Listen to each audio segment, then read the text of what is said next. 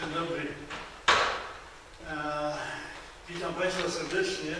Mamy dzisiaj przyjemność i przywilej gościć pana profesora Antoniego Lewkowicza, który specjalnie dla nas przygotował wykład. Ten tytuł jest na ekranie. It's my great pleasure and honor to announce invited lecture on polar research of Professor Antoni Lewkowicz, who came to us with Joanna, wife. Thank you for coming with Tony. And I would like to say a few words on Antoni, but if you allowed me in Polish. Profesor Antoni Lewkowicz jest aktualnie prezydentem Międzynarodowej Asocjacji Wieloletniej Zmarzliny Permafrost, International Permafrost Association. Ponad 40 lat, jak Państwo widzicie na ekranie, zajmuje się zagadnieniami wieloletniej zmarzliny w wielu miejscach na półkuli północnej, ale także w Antarktyce. Jak widać z dat, jego kariera, która rozpoczęła się od licencjatu czy bakalariatu z najwyższym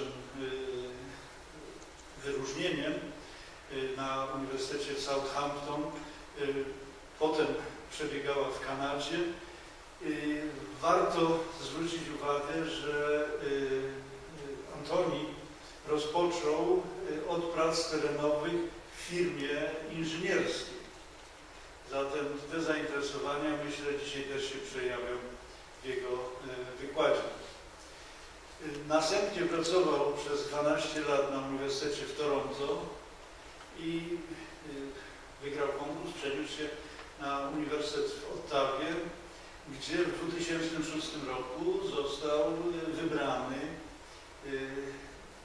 profesorem roku, najlepszym profesorem na Wydziale Sztuk. Geografia w systemie anglosaskim jest na Wydziale Humanistycznym. Potem został wybrany dziekanem przez 2 kadencje tegoż dużego Wydziału Sztuk, gdzie również wchodzą nauki humanistyczne, także o literaturze. Warto wspomnieć, że profesor Lewkowicz był edytorem, redaktorem naczelnym prestiżowego czasopisma Permafrost and Periglacier Processes, który wychodzi kwartalnie. Proszę Państwa, mamy wielką przyjemność i zaszczyt gościć osobę, która jest bardzo aktywna międzynarodowo, zaznaczoną specjalnie kółkiem aureola.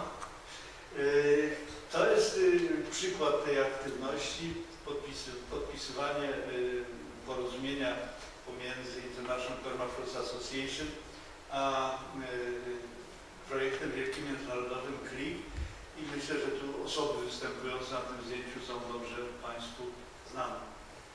So thank you for coming to us. Tony, floor is yours. Dzień dobry Państwu.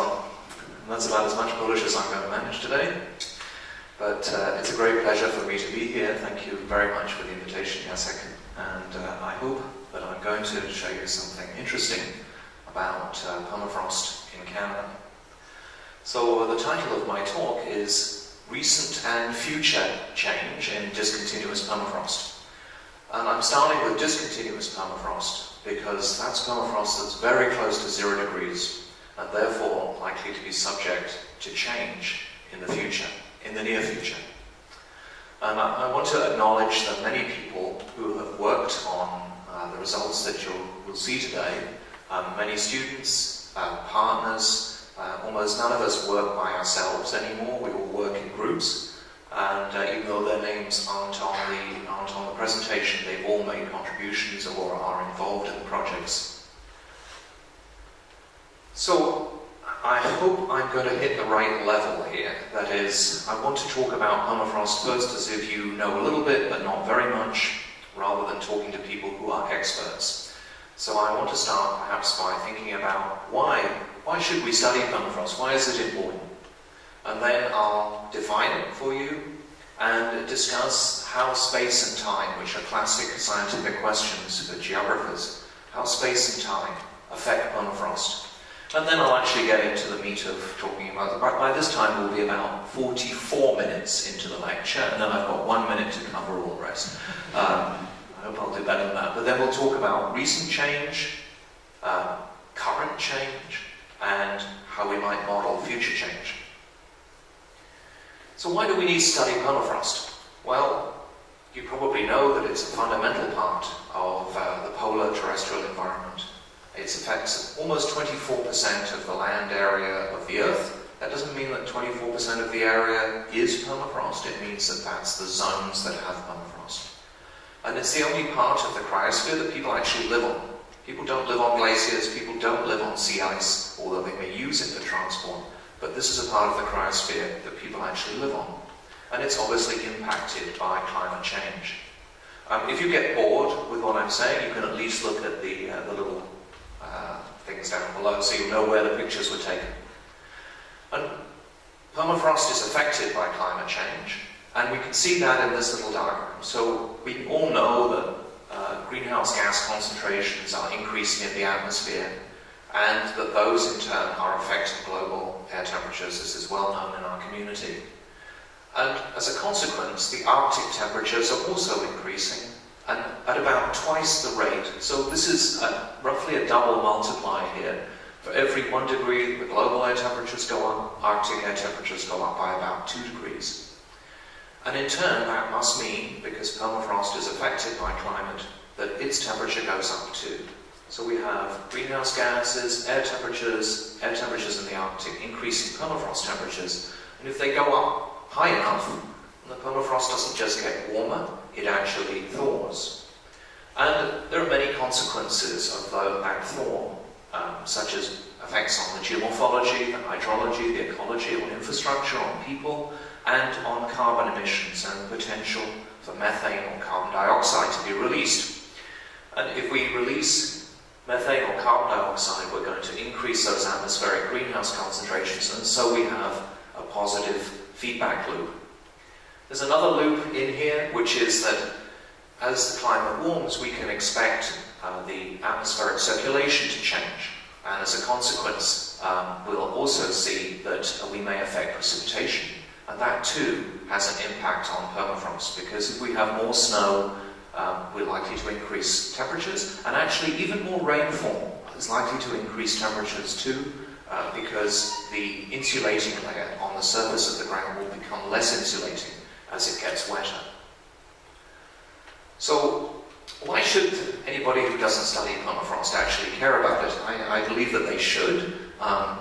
There's an example here from Europe, which is that Siberian natural gas comes from permafrost areas, and it has to travel across permafrost. And here we see the Alaska oil pipeline, which is forced to be above ground because there's warm oil in here, and you can't have warm oil in ground with permafrost or it's going to thaw it.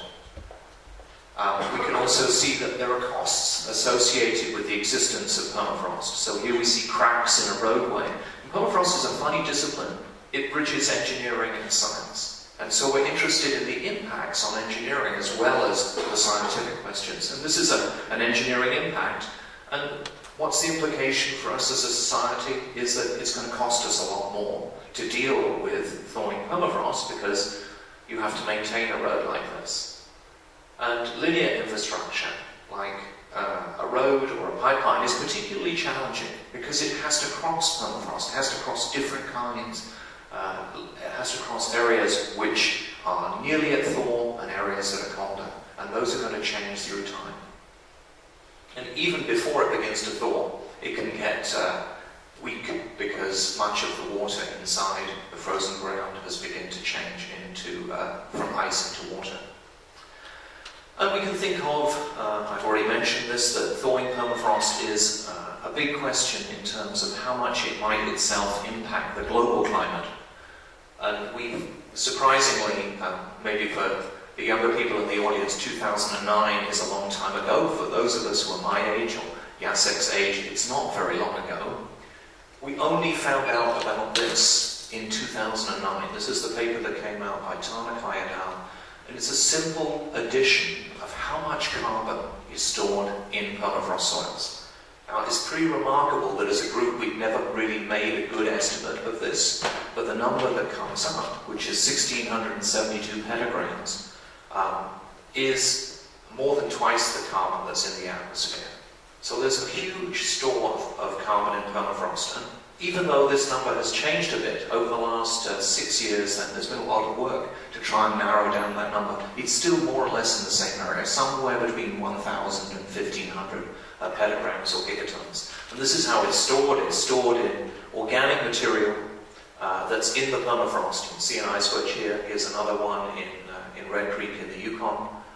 And this is an example in Wolf Creek where these mounds all have permafrost in them, and when you look at them, they're full of thaw lake sediments with organic material stored inside. So we have all this carbon that's been stored and frozen right now that will thaw, some of which will thaw over the next 100 years or so, and then the question is, what will come out? And here's a diagram just showing all the different places that we store carbon, including below sea level and the potential for hydrate release and so on, all of those things. But really the key point is that if we thaw out permafrost, we're going to have some kind of impact on the amount of carbon dioxide and methane in the atmosphere. And this is my view of that. This is a North American car because we have an automatic, not a stick. But basically, that's the situation at the end of the 19th century. We had 1,500 gigatons of carbon in storage, and as we move to the end of the 20th century, now we're in drive, perhaps we're still in low, the temperature's gone up a bit, but the big worry is what happens by the end of the 21st century, which is when maybe there's no way back from this kind of a change. The impact of thawing permafrost will be felt in many different ways. As you saw on that diagram earlier, we'll have thermokarst processes associated with the thawing of ground ice, and those include initiation and enlargement of thaw lakes, thermo-erosion along ice wedges, thaw slumping, retrogressive thaw slumping, and block collapse. I'm not really going to talk about these, I'm just showing you these are examples of some of the changes. So here we have thaw lakes on Banks Island, and this is how one might be initiated. These are thermo-erosional tunnels on ice wedges, and here you see one where we've had collapse. And this is a stream that's actually being impacted by thermokarst processes. Retrogressive thaw slumps are much more visible and more dramatic, but in fact they don't affect very much of the Arctic landscape. They're important in certain areas, but you need a lot of ground ice, and there aren't that many places with huge amounts of ground ice. There's a lot of Arctic without it. And at the coasts, of course, we often see, or along rivers, we see collapse taking place. We might get active layer detachments becoming more important, where these are landslides that occur over the permafrost in the future due to thawing. And this is one following tundra fire in Alaska. So, that was my first part of the introduction. Now I'm going to define permafrost for you, but maybe I won't spend too long on it because I can see that we have a very informed audience. But the important thing is that it's defined by temperature. Some permafrost has existed for a very long time. It doesn't have to contain moisture. It may, but it doesn't have to. And it's a climatic phenomenon. So if it's cold enough and there's no glacier ice, then we're going to have permafrost. And if we have long-term climatic change, then the pattern of permafrost is going to change too. And this is what we call a trumpet curve, where we show the minimum temperature going down into the ground. This is depth here, down to about 15 meters, the maximum temperature, and the average temperature during the year, which is the green line. That's the definition of the top of permafrost, where this line will cross 0 degrees. Everything below there is frozen all year round, or below zero. And here you see the actual site when we were drilling it, and the way it looks with a borehole, and that's how we traditionally measure things. At some depth within the ground, there is no longer a temperature variation, or it's less than 1/10 of a degree Celsius during the year. And at this particular site, it's quite shallow. It's only about 7 meters. In bedrock, this depth might be as much as 20 meters.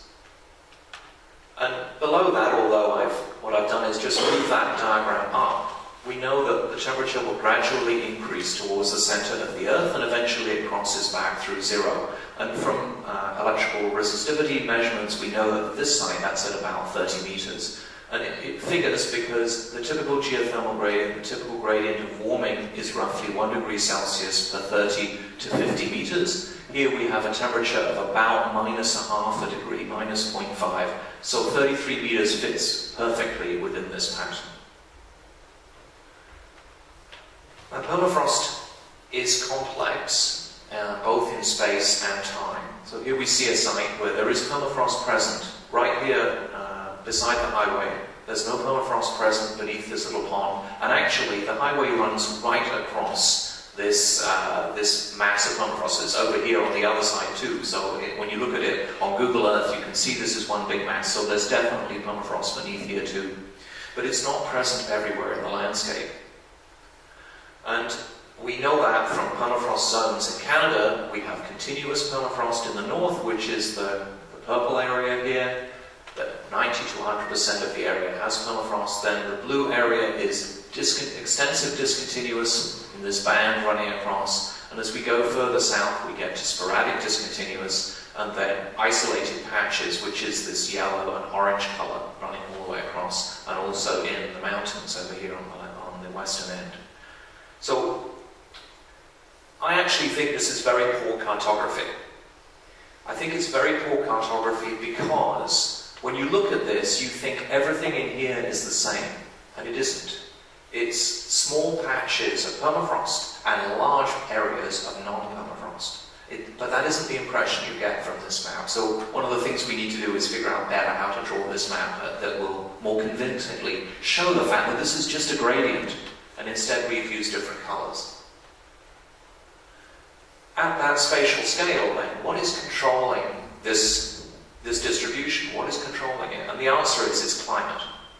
The regional or continental scale, those boundaries are set largely by climate, largely by mean annual air temperature, and with snowfall added on, because sometimes changes in snow matter as well. But at the local scale, there are many other things that affect permafrost. The site factors include mean annual air temperature, the offset between the air and the ground surface, the temperature increases, and the offset within the ground. Those all play important roles. And we can see these non-climatic factors as well. Those are the climatic factors, but there are non-climatic factors too that can be highly significant at this local or regional scale, such as the slope of the area, the aspect, material. And those ones, of course, are constant through time. You don't really change the slope or the material that's there, or the orientation of that slope. And then we have a second set of variables like vegetation, drainage, natural disturbance, anthropogenic disturbance that vary through time, and they're rarely taken into account when we're starting to model a future change of permafrost. The temporal scale is also significant.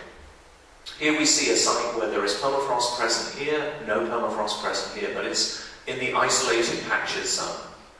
It's very probable that this permafrost is only a few hundred years old. It likely formed in the Little Ice Age. Most of the permafrost in the fringe formed probably 100, 200, 300 years ago, and it isn't really possible to keep it present into the future because it's so marginal. But it does take a long time, decades to centuries, to achieve an equilibrium during either a warming or a cooling phase. So in the Little Ice Age, it would have got colder, permafrost would have started to form, gradually get more extensive, gradually get thicker, and then as we began to warm in the 20th century, the opposite would be happening. And that was encapsulated in a slide by Shaw and Jorgensen, or an idea, it's a concept. But I just want to draw your attention just to one box on this screen right now, because it's a complicated diagram. This is the climate along the top, this is the ecosystem down the bottom, and this is called ecosystem protected permafrost. It's permafrost that cannot exist under the current climate except where we have ecosystem succession, so where we have a forest with a big organic mat that represents a big layer. So we have permafrost right now that exists that's basically, if it was hanging on a cliff, it would be hanging by its fingers. It's barely holding on. And if we have any change in the ecosystem, then it cannot persist. And here is my impression of that, or my idea of how you can think about permafrost and why it takes time both to form it and to thaw it. So this is a chicken, and we ate it at the end of this experiment, so nothing was wasted. And here we have a data logger, and we're measuring the temperature of the air, which is inside a freezer, and this is the temperature inside the chicken. And you'll see that as we expose it to very cold temperatures, the chicken actually stops cooling for a while just below zero. And this is the point at which the water in the cells is changing into ice. And so you need to extract a lot of heat because it's latent heat at this point. And then after stalling for a little while, then its temperature drops quite rapidly. There's a little lag. Even so, at these cold temperatures, there's a slight lag behind what's happening inside the freezer. And then here we expose it to temperatures inside a refrigerator. The temperature inside my refrigerator is about 4 degrees, as I now learn from this. And you'll see that what happens is that the temperature in the chicken, even though it's 4 degrees here, first of all it warms quite rapidly, just in a few hours, and then it just sits here for a long time. And finally it just becomes above zero at the very end of the experiment. But that's just the same as permafrost. As we warm the climate, the temperature of the permafrost will warm close to zero and then sit for a very long time, just below zero, as you need to add enough energy to change the water from the ice into water, add the latent heat in other words. So the actual sites I'm going to talk about are in the Yukon and northern British Columbia, in Western Canada, and in the Northwest Territories, and this is just a recent project that we started here. But both of them you'll see basically are in the discontinuous permafrost zone. We're not up here in the purple zone. And there's a little map of Poland to give you an idea of the scale of the areas that we're working in. These are very large areas. So let's start with, if you remember back to when I started, it was half an hour ago now, demonstrating recent change. So let's start with some recent change. Again, this is not it's not my own diagram, but it's a very important one. It's the air temperature records from stations in the Arctic. So here we are back at the end of the Little Ice Age, 1880, and then we see the early 20th century. It reaches a peak in about 1940, 1945, gets cooler again, through to 1970 or so, and then has been warming ever since. And these are substantial changes. If you look, each one of these two divisions represents a full degree. So we've warmed between the end of the Little Ice Age and present by somewhere between 2.5 and 3 degrees. And of course this is meant to carry on in the future as we have further greenhouse gas concentrations. In the Mackenzie Valley in Western Canada, we have the same, we don't have such a long record, but we see the same pattern. That is a cooling through to the 1960s, early 1970s, and then warming ever since. And if we just take the last period here from 1985 or so onwards through till the end of or the beginning of the 21st century, we can see the impact of these changes on permafrost temperatures. So these are temperatures in the permafrost, 0 down to -1 point, I can't even read that because I haven't put my glasses on, but around about -2. And what you see is that the colder sites have warmed quite significantly by about 1/3 of a degree per decade, but when we're close to 0, nothing's happening. And that's for exactly the reason that the chicken sits just below 0 degrees Celsius. These are the sites where thawing is taking place, where we need to add the energy to change that ice into water. So in fact, permafrost is pretty good as a thermometer. When we have cold temperatures, it's a good thermometer to register climate change. But it's a very bad thermometer to register climate change when we're close to 0, because it just doesn't do anything, it just sits there, and the temperature changes are very slight. And that pattern is repeated around the Arctic, so this is the same time period, but instead of it just being from Canada, this is northern Canada. You see quite a steep gradient, but when we get up to these temperatures, it's sitting below 0 for a very long time and then finally goes through 0. So how would we tell that something was happening here? And that's a question I want to address. The same pattern repeats itself here in the Yukon. These are some sites which were drilled, first of all, in 1979, so we have some temperature values from the late 1970s, but nothing continuous through to the present. And one of my graduate students, Max Duguay, went back and found these boreholes again and put in new cables. And so we're able to look at what's happened over this period. And this is the period when those first boreholes were drilled. These are air temperatures and cooling through to about the mid-1970s. And then there's actually, in this area, a big step change that took place, and then slow warming since then. So what has happened to the ground temperatures? This shows the temperatures in 1978 to 81. This shows the temperatures in 2011 and 2012 on the same date. If there had been no change, then all of the values should lie on this line. If it's warming, they should all lie to the left, and if it's cooling, they should all lie to the right. You'll see that some of them do scatter to the right of the line, but almost all of those, we have some error margin because these were made manually with a single thermistor, and they didn't always do a good job. But overall, we can see that the pattern here shows that the colder sites have warmed the most. They've gone up maybe a degree or so, and the warmer sites have barely changed at all. Same pattern with permafrost becomes insensitive to climate change as a thermometer, but something important is happening within the ground. If we go, those sites were up here on to the west of Whitehorse, but what if we go to the east of Whitehorse into northern British Columbia? And there was a survey done by Roger Brown in 1964 along this route, and he drove this route looking for permafrost sites, and he found permafrost.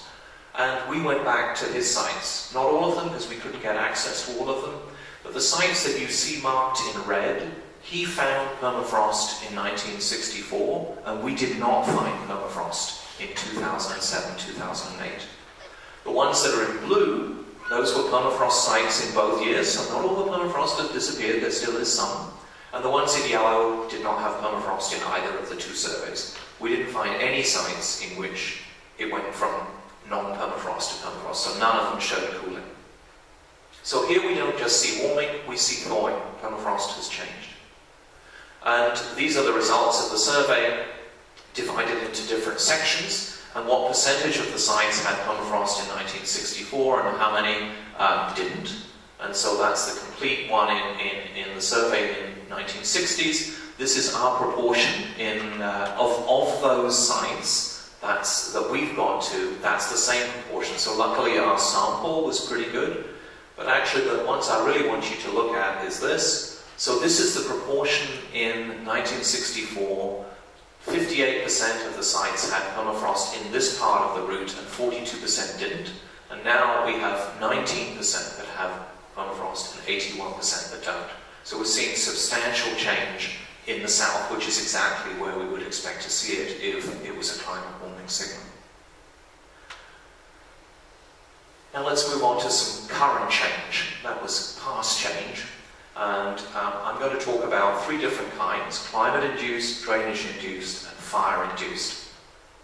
So let's go back to the same area which we're now monitoring more in detail at 10 sites along this part of the highway. And we're using electrical resistivity tomography to do so, as well as measure air, ground temperature, snow depths, and we have some shallow boreholes. So let's start with the frost tables.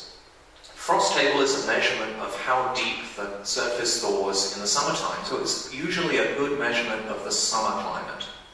And I was actually surprised. We put together this data a couple of weeks ago, and I was actually surprised to see what had happened at these 10 sites.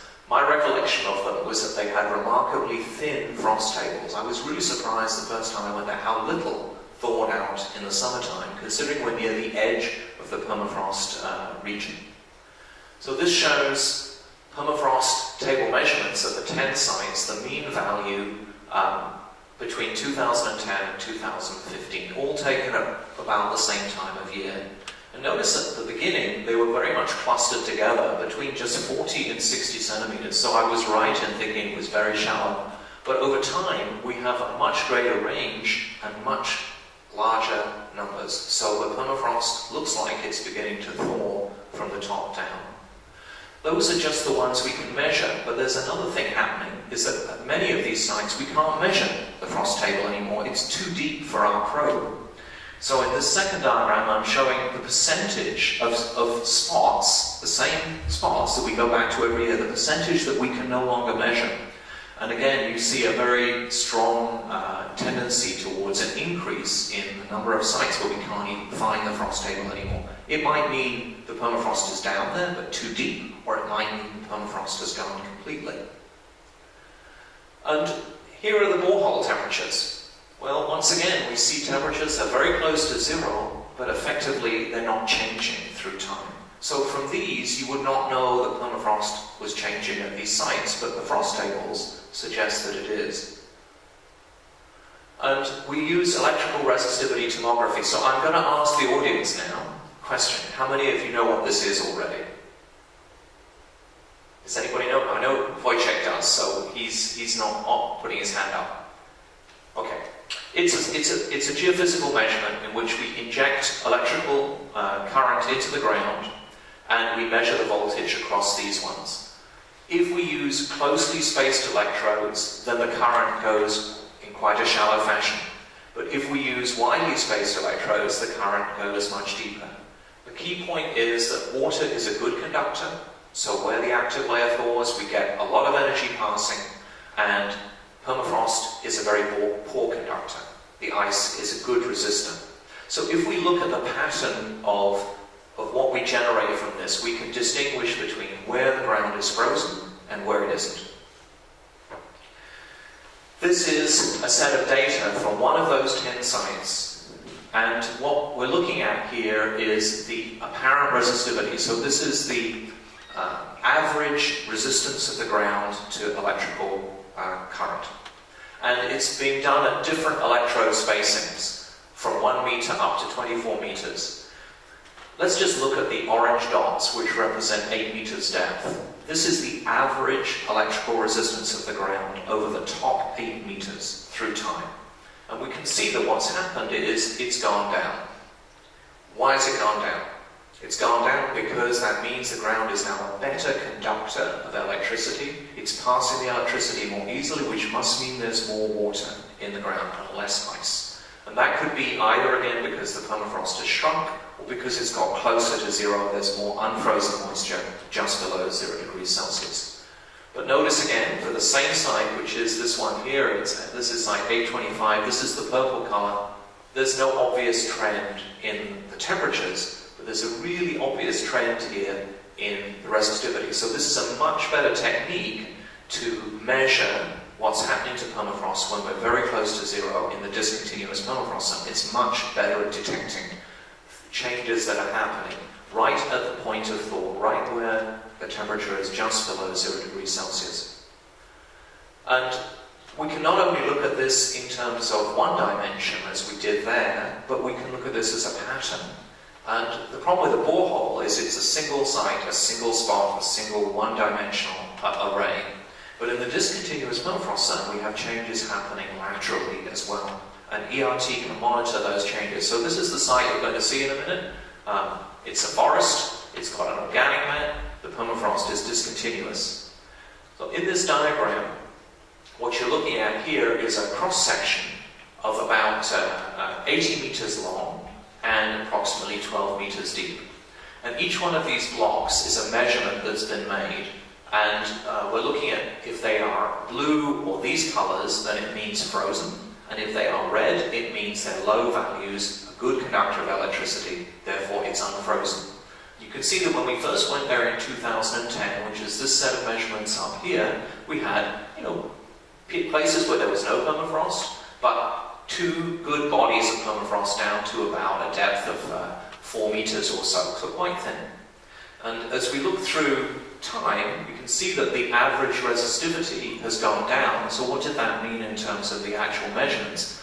Well, that's 2012, 2013, and 2014, and 2015. So you're looking at a time-lapse picture of permafrost disappearing at this site. And it is a site which would be in what we would call ecosystem protected permafrost, but the ecosystem can no longer protect it from the climate change that's taken place.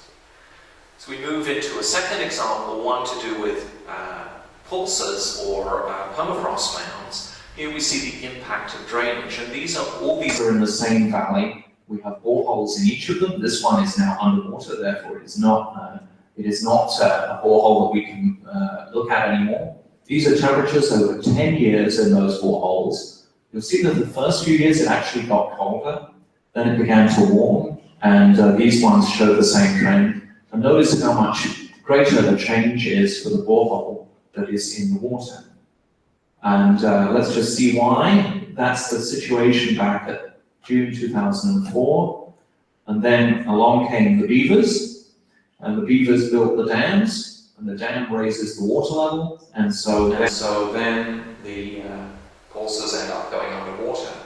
And this was a deliberate experiment. I was hoping the beavers would do this, and so we installed the equipment in advance, and they did it. So they were unpaid field assistants. And one of the interesting things about this then is how quickly it thawed out. And so here we see this is a series of photographs of the same site. That's the way it looked in 2001 when it was big enough that these mountain goats could actually eat the soil on either side. By 2006 it was surrounded by water, and the borehole eventually went underwater, and now it's gone completely.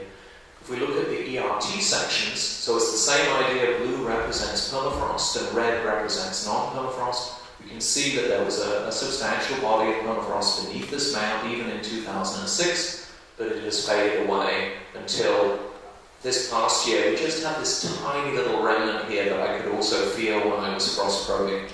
The reason is water is warm.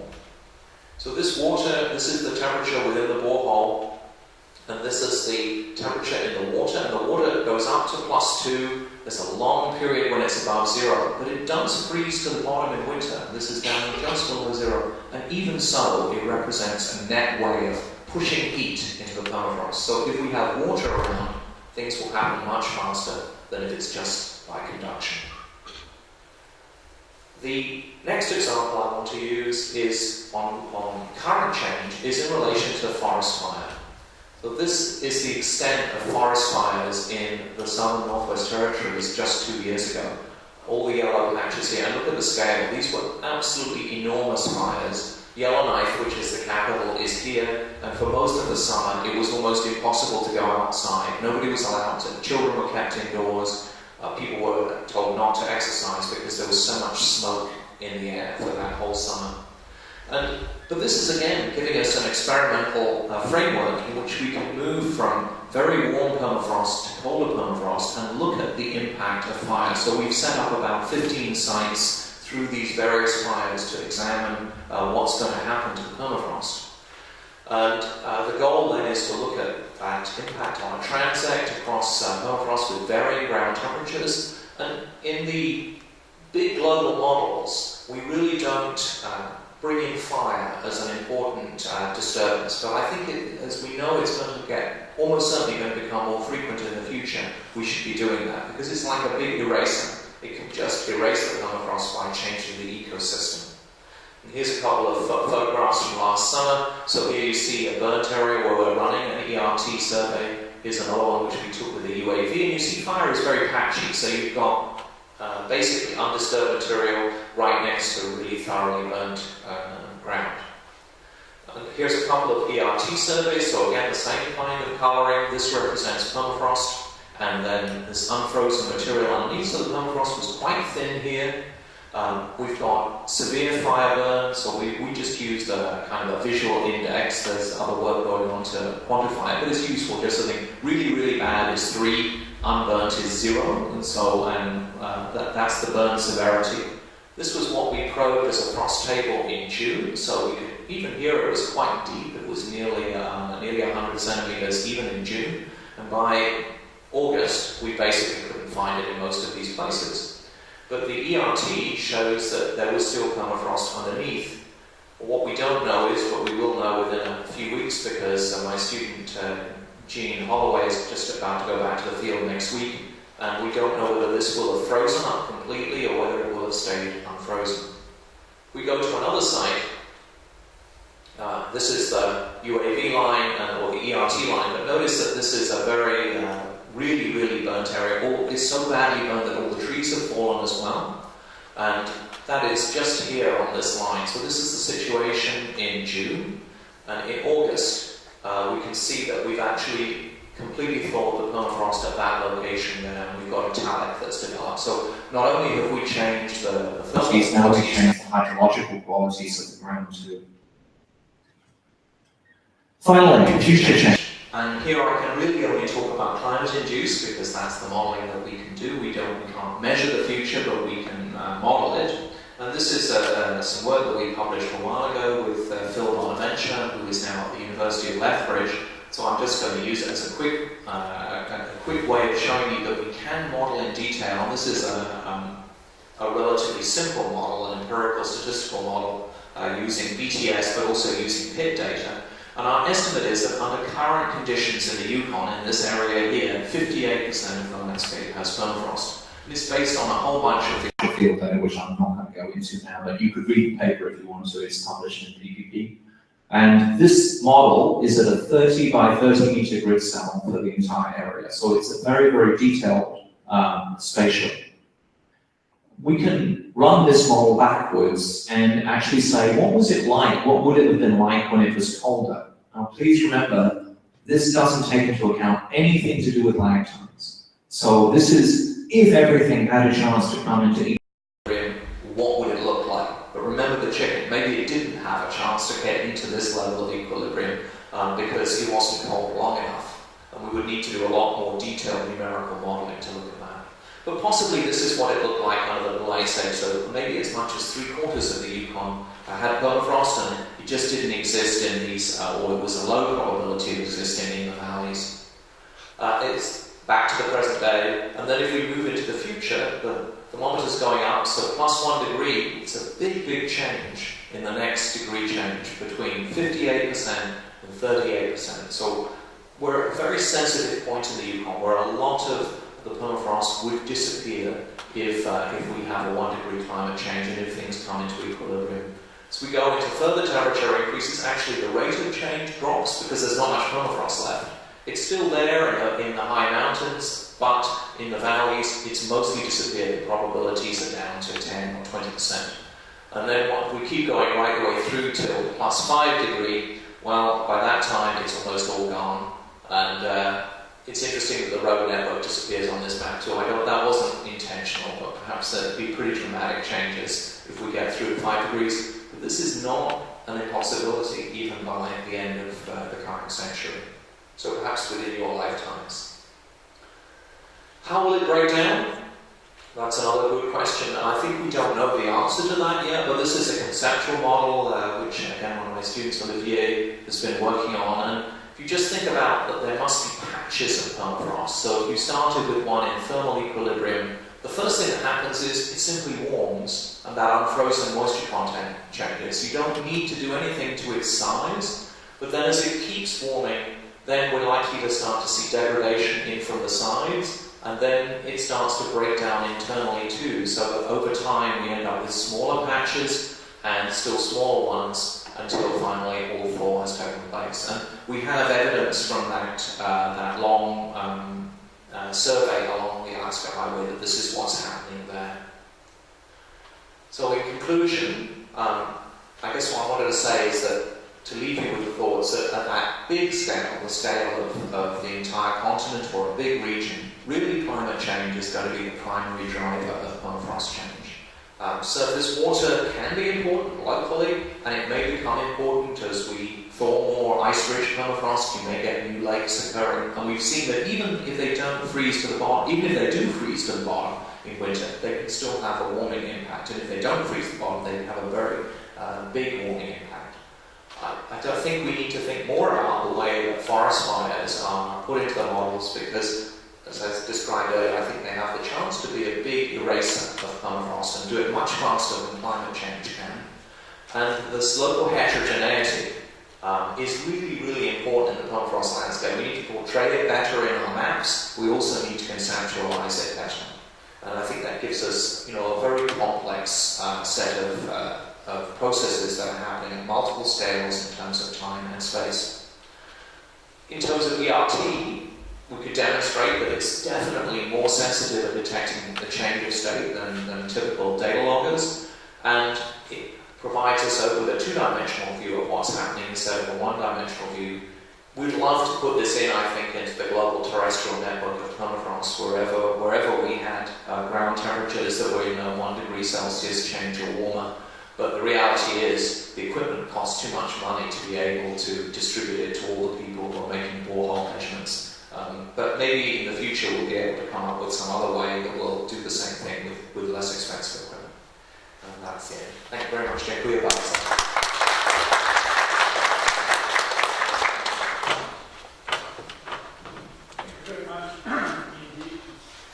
Time for a couple of questions or comments. Okay. Of course, I must ask you a question. First, thank you for this very impressive lecture. And I would like to ask, for me, the most interesting was the ERT as a very, very delicate equipment using the ERT equipment as a very delicate indicator of temperature change, humidity change in permafrost. I must use it. I have such equipment. I think I use it in a very similar way, the way in Spitsbergen. It was very. It gives me a good idea for similar work. Thank you very much for it. But two questions. We have now in Canada a very huge fire. There was 80,000 people evacuated from this area, as far as I know. Is it somewhere in the terrain affected by the permafrost? No, it's in the Fort McMurray area, and that is, it's in the margins of what we would map as permafrost. I think it might. I haven't actually checked to see whether Fort McMurray falls into the isolated patches zone according to the map, but it would be very, very close to the edge. There hasn't been really any work done in that area for probably 30 years or maybe 40 years, so I suspect there isn't any permafrost there at all right now. I think the climate's just got too warm for it there, if indeed there was even that length of time ago. Yes, okay, thank you. Yeah. But the second thing is that maybe you know that in Boreas in 2010 was published the discovery of permafrost, deep-seated, deeply located permafrost in the northern Poland, in Suwałki region, close to the Russian border. There, the geophysicists from the Geological Institute from Warsaw, they find out the permafrost at the depth of 365 meters. It was a big chicken. Really, really big chicken. A long time before. I would need it now. Yes, but from my point of view, it's changing, changing my thinking about how long time is needed for permafrost degradation. If we have it still, the remnants from the permafrost, from the Pleistocene epoch. So, as if I remember that Hugh French published some papers in PPP devoted to the paleopermafrost in the United States somewhere. But I would like to ask if you have some ideas, some measurements, some research on this, in which we can find you can find some paleopermafrost similar to the Western Siberia. Is it? So I believe there are, if you look at the IPA permafrost map, or at least one of the maps in from Russia, there is very deep paleopermafrost at about, I think, 700 meters depth, something like that. 700 to 1,000 is what's in my head, and produced in the same way as the permafrost, the remnant of permafrost that's in Poland for the same reason. Big unglaciated areas subject to extreme cold for very long periods of time. And then the fact that it's warmed since then, you're getting conduction taking place from the surface, but conduction is a very inefficient, from the base, very inefficient process, so that even 10,000 years later you can still find permafrost. So we have very little of that possible in North America because the ice sheets were so extensive, and also the second reason is that in most cases there were proglacial lakes. So as a consequence, that thawed the permafrost that must have existed temporarily around the ice, but it's long gone. There is evidence of permafrost in southwestern Ontario around Guelph. This was an island that was surrounded by the ice sheets, and as they were retreating, it was almost the first part of Ontario that emerged from underneath water. So it was then quite cold for a while, and there were ice wedge cracks, but ice wedge casts that are present there. So there obviously was permafrost, but there's nothing there today. It's way too warm. Yes, okay, thanks a lot for the explanations. Thank you, Wojtek. Floor is open for comments or questions.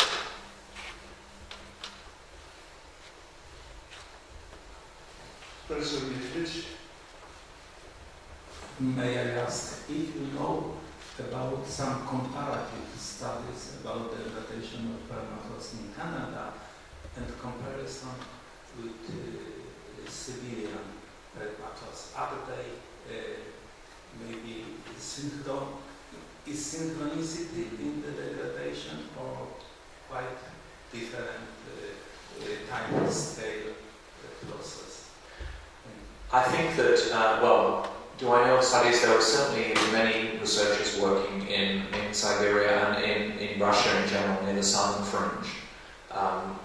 But I don't think anybody has comparable data to what I've seen. So they're all working, it seems to me, the literature is more in relation to modeling and some field observations of individual sites, which suggests that permafrost is doing the same thing in both places. It's quite difficult, I think, to detect permafrost change in a forest. It would be much simpler if this area was tundra, because we could use remote sensing.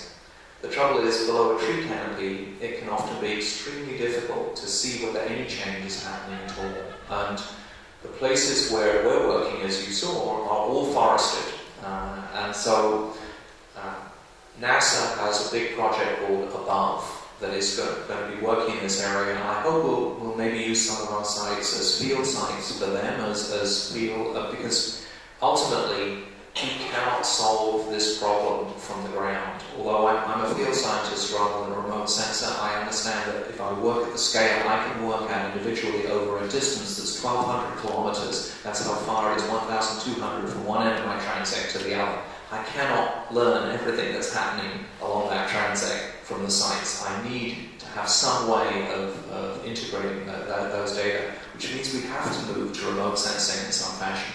Right now, we don't really have the techniques to be able to do that, but I'm hoping in the future that we will.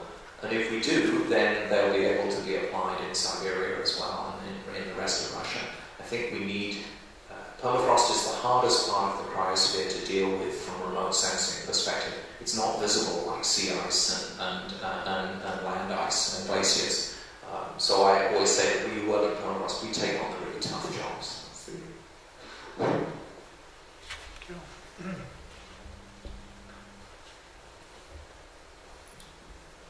Any other questions or comments?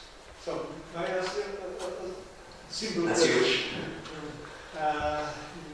My question is related to Wojtek Dobiński's question on areas affected by fires. Do you have data or information how long-lasting is an effect of fire? How many years this changes? Is permanent change or is some recovery of permafrost after some years or decades? So that's exactly the question that we're trying to answer. Because the answer is not, it's going to be, it depends. That's the answer. And the reason for that is if you have permafrost, such as some of the sites I showed, which is sitting at minus 0.1 of a degree, you have a fire, it's gone. And I don't believe it can come back, because it probably is only there because of conditions that were there in the Little Ice Age and the ecological succession that's taken place. So those conditions no longer exist, wipe out the ecology through fire, and it can never come back. Next coldest. Perhaps what happens is you destroy the forest, you get rid of this insulating mat, you get significant thaw, perhaps down to depths of 5, 10, 20 meters even. But if you have 50 meters of permafrost, the permafrost may persist through the next 50 to 100 years, and then the forest will recover and you can get the permafrost degrading again if the climate has not warmed too much in the meantime. And at the final end, you have permafrost where maybe just the active layer will get thicker, and the permafrost can persist, and so you get the top of permafrost might thaw, but nothing more than that. We have some evidence of that by looking at chronosequences.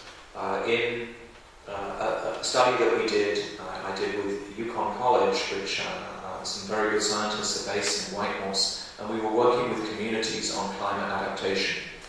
And a community called Burwash Landing has had a fire in 1998, so now 18 years ago. And the permafrost there is colder than these very marginal sites I was showing, and we have a talc to a depth of about 9 meters, and the ERT showed that. The ERT, because otherwise you have to drill through all this material, we can see there's a talc there. We don't know whether the talc is continuing to degrade or grow, but it's, so about 9 meters of thaw has happened over the last 18 years. But my guess is, given its temperatures, is that that's probably as much as is going to happen, and then it will probably slowly recover as the vegetation regrows, and there's already shrubs, 2 meter, 3 meter high shrubs.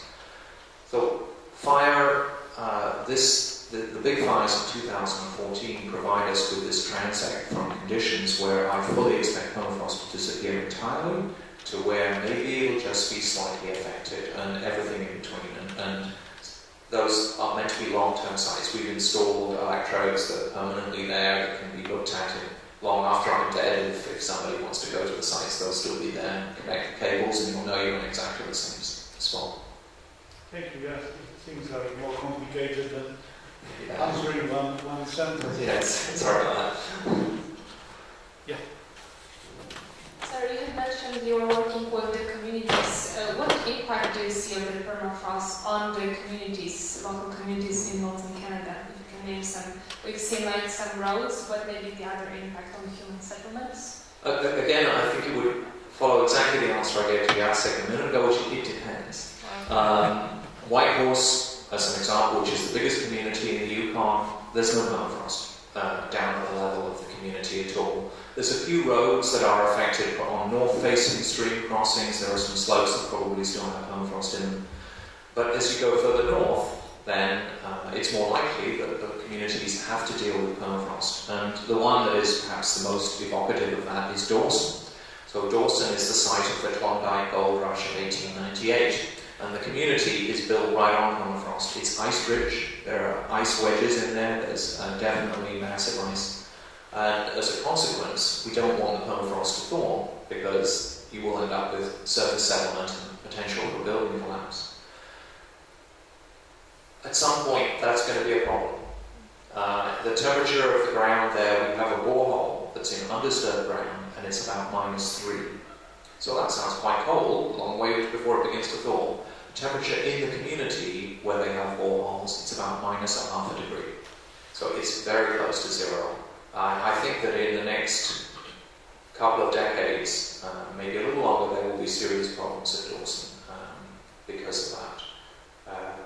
We really, my sort of conceptualization is that as buildings begin, or as the ground begins to thaw, we may have to move buildings. Literally, deliberately thaw a particular site, move the building off it, because most of them could be moved. They're a timber construction.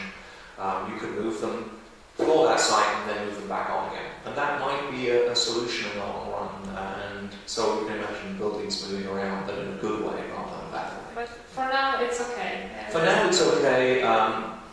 In most cases. It's still surprising that you can still see construction that's been done badly or without considering the permafrost conditions, or somebody was hired from southern Canada and came up and knew nothing about permafrost, and they bulldozed the entire lot, took off the organic mat, and guess what? It began to thaw. And there are some particular communities where conditions are very, very difficult. Ross River is one of them in the Yukon. And even a brand new school there has had significant problems with permafrost.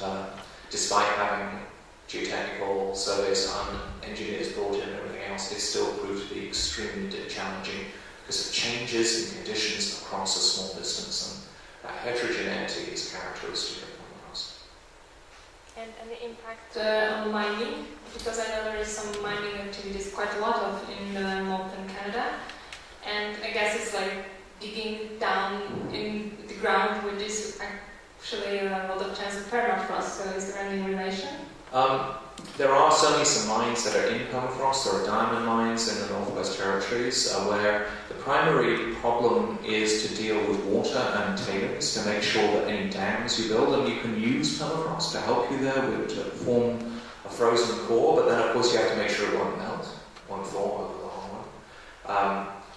You may even be able, in certain circumstances, to dispose of mine waste back down into the mine. If you have 400 meters of permafrost, 600 meters of permafrost as the Raglan mine in northern Quebec, then rather than putting your material, which can leach bad chemicals, on the surface and hoping it'll freeze back and stay frozen, but it's not going to stay frozen because the climate is warming, if you put it back down perhaps to 300 meters, it's going to be frozen for a long time, for hundreds of years into the future. So I think that we have a fair amount of experience with mining. The biggest problem is it was always the tailing dams. But again, going back to 1898, those miners, those people that went up for the gold rush at the time, they knew about permafrost because the gold was in the permafrost. So they had to actually thaw the permafrost by burning wood. All the forest was cut down, they burnt wood, they made thawed channels vertically, then they got into the gravel and they would have fires burning underground to thaw it all out so that they could then wash the gravel to let the gold out. So the first people in Canada who really knew about permafrost were actually the miners in the Klondike. Thank you. Thank you. Any other questions or comments? If not, thank you once more for coming to us and for excellent presentation. Very useful also for our undergraduate students. Thank you once more. Thank you very much.